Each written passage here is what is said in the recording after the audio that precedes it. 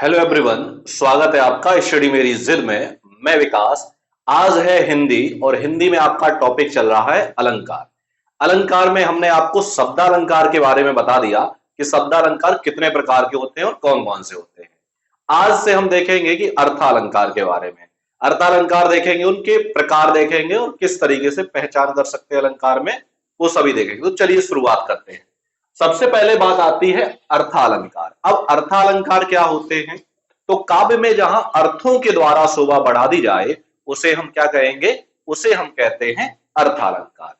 तो काव्य में जहां अर्थों के द्वारा शोभा बढ़ाई जाए उसे कहते हैं अर्थालंकार। अब अर्थालंकार कई प्रकार के होते हैं, तो जितने भी आपके मोस्ट प्रकार हैं वो मैं आपको सभी कराऊंगा। तो सबसे पहला नंबर एक है आपका उपमा अलंकार। अब उपमा अलंकार क्या होता है? जब किन्हीं दो वस्तुओं के गुण, आकृति, स्वभाव आदि में समानता दिखाई जाए या दो भिन्न वस्तुओं की तुलना की जाए, वहां आपका कौन सा होता है? उपमा अलंकार। यानी काव्य में जहां दो व्यक्तियों, दो वस्तुओं के बीच में तुलना की जाए, वहां कौन सा अलंकार होता है? तो वहां होता है आपका उपमा अलंकार। ठीक है। उपमा अलंकार के अंग। अब उपमा अलंकार के जो प्रकार हैं यानी अंग हैं, भेद है, कितने हैं? तो उपमा अलंकार के चार अंग होते हैं। उपमा अलंकार कितने अंग होते हैं? चार होते हैं। कौन कौन से?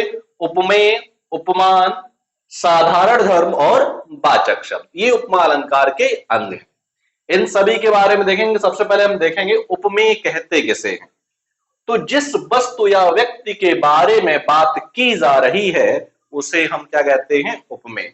यानी पंक्ति में, वाक्य में या आपको एक पंक्ति दे दी जाती है और आपसे पूछा जाता है इसमें बताइए कौन सा अलंकार है। तो जहां पर किसी व्यक्ति या वस्तु की तुलना की जा रही है, जिसकी तुलना की जाती है, जिसकी बात की जा रही है, उसे हम क्या कहते हैं? उसे कहते हैं हम उपमेय। क्या कहते हैं? उपमेय। अब उपमान क्या होता है? काव्य में, पंक्ति या काव्य में कह सकते हैं, उपमेय की जिस प्रसिद्ध वस्तु से तुलना की जाए, यानी जिसकी तुलना की जा रही है उसे तो हम उपमेय कहते हैं, और जिससे तुलना की जाए, जिससे तुलना की जाए उसे हम कहते हैं उपमान। ठीक है। आगे बढ़ते हैं। अगला है साधारण धर्म। अब साधारण धर्म क्या होता है? साधारण धर्म उपमान और उपमेय में समानता का धर्म होता है। यानी किस गुण की तुलना की गई है, वो गुण क्या है, यानी जिसकी तुलना की जा रही है उसे तो हम उपमेय कहते हैं, और जिससे तुलना की जा रही है उसे हम कहते हैं उपमान। और जो शब्द है तुलना वाला, यानी विशेषण जो शब्द है कौन सा है, उसे हम कहते हैं साधारण धर्म। वाचक शब्द क्या होता है? तो वाचक शब्द होता है, वाक शब्द वह शब्द है, यानी वाचक शब्द वह शब्द है जिसके द्वारा उपमान और उपमेय में समानता दिखाई जाती है, जिसके द्वारा तुलना की जाती है। जैसे सा, सी, से, ये सभी शब्द कैसे होते हैं? वाचक शब्द होते हैं। क्या होते हैं? वाचक शब्द।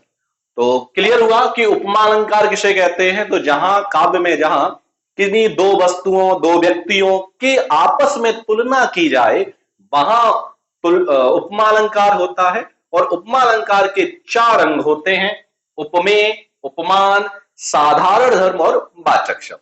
उपमेय किसे कहते हैं? जिसकी तुलना की जा रही है उसे उपमेय कहते हैं, और जिससे तुलना की जा रही है उसे उपमान कहते हैं। चलिए अब देखते हैं इनके कुछ उदाहरण हैं, उन्हें भी हम समझ लेते हैं उदाहरणों को। जैसे हरिपद कोमल कमल से।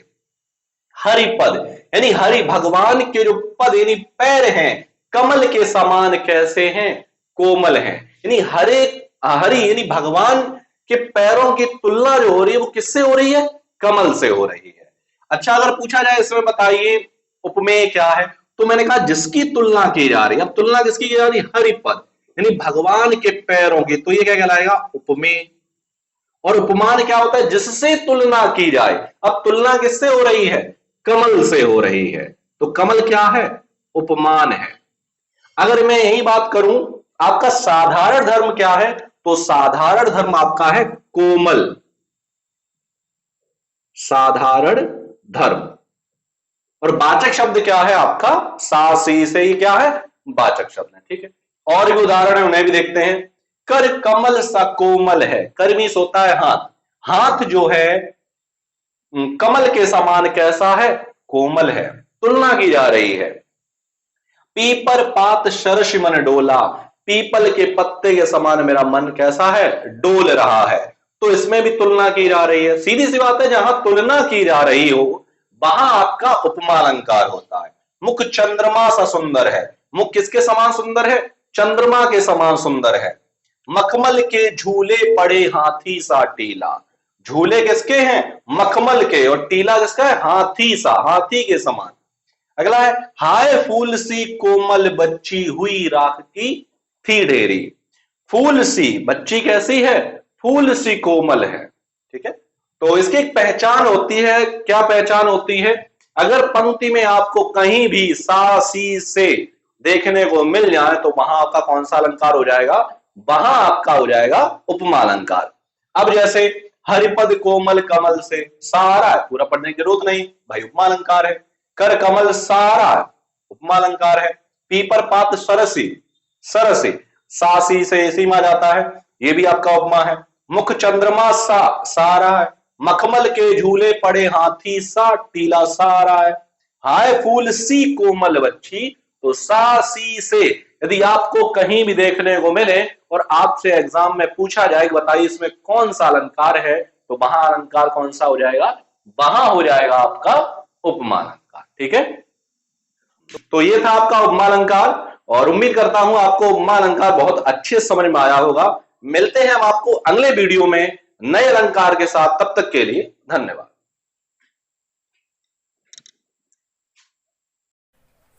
नमस्कार, मैं विकास। यदि आप भी यूपी टेट, सुपर टेट, लेखपाल, पुलिस कांस्टेबल किसी भी परीक्षा की तैयारी कर रहे हैं तो अभी सब्सक्राइब करिए हमारे चैनल स्टडी मेरी जिद को और पाइए बिल्कुल फ्री क्लासेस।